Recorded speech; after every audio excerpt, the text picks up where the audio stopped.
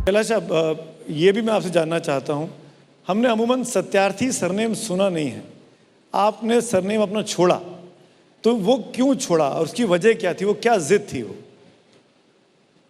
मैं एक ब्राह्मण परिवार में पैदा हुआ जहाँ मेरे माता पिता भाई वगैरह सब छुआछूत मानते थे और मुझे बचपन से ही ये लगता था कि ये बात 60 साल पुरानी है, तो और ज़्यादा बुरी हालत थी। अब तो इतना नहीं है असर उसका, लेकिन पहले था।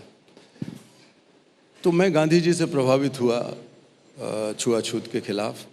और जब मेरी उम्र 15 साल की थी तो मैंने कुछ नेताओं के भाषण सुने और बहुत बड़ी बड़ी बातें उन करते थे मेरे शहर विदिशा में।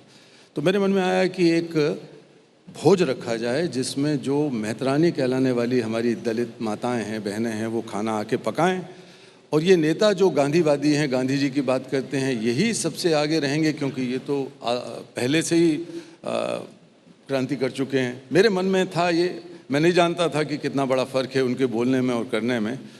तो मैंने एक भोज आयोजित किया अपने मित्रों के साथ। उस भोज में उन सबको बुलाया, उन्होंने हाँ कर दिया, लेकिन कोई आया नहीं। एक भी व्यक्ति हमारे उस खाने में नहीं आया जो खाना हमारी उन माताओं ने पकाया। बहुत दुख हुआ मुझे। गांधी जी की एक नए पार्क के सामने हमने एक बैठ के ये रखा था। मैं गांधी जी की मूर्ति के बगल में खड़ा था और मैं सोच रहा था कि कितना मजाक, कितना भद्दा मजाक है, गांधी जी के नाम पर बड़ी बड़ी बातें लोग करते हैं। ये बात अब सोचिए कि 50 साल पुरानी है। तो बहुत दुख में रोने लगा मैं। तभी मेरे, और खिचड़ी बनी हुई रखी थी, बनाई हुई, तभी एक माँ ने, जिसको लोग अछूत समझते थे, मेरे पीठ पर हाथ रख के कहा, बेटा तू क्यों रोकता है, तूने तो जो कर दिया वो हम सोच भी नहीं सकते, किसी ने किया नहीं, ये सब बातें करते हैं लोग, खाना खा बेटा।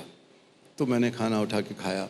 घर आया तो पंडितों ने और सब लोग हमारे बैठे हुए थे, रिश्तेदार, जान पहचान के लोग, कहा कि इसको अब परिवार को देश जाति निकाला दे दो या इनको जाना पड़ेगा हरिद्वार, वहाँ पर मुंडन करा के और गंगा स्नान और 101 ब्राह्मणों का भोज। तो मैं और फ्यूरियस हो उठा, मुझे बहुत और गुस्सा आ गया। मैंने कहा मैं ये नहीं करूँगा, चाहे घर छोड़ दूँ। तो अंत में फैसला हुआ कि इस लड़के को एक अलग कमरा दे दो और ये अछूत की तरह रहेगा। तो मैं कई वर्षों तक वहाँ रहा, एक कमरे में अलग से, और मेरी माँ रोती थी जब वो बाहर से मुझे अंदर खाना डालती थी या पानी भेजती थी। लेकिन मैंने भी बहुत कठोरता से अपने दिल को मजबूत किया और तब मैंने सोचा कि ये मुझे जाति से क्या निकालेंगे, मैं ही अपने जीवन से ये जाति पाति सांप्रदायिकता का ये सब छुआछूत जीवन भर के लिए निकाल देता हूँ। और उसकी सरल शुरुआत थी कि मैं अपना नाम बदल के और उपनाम रख लूँ नया।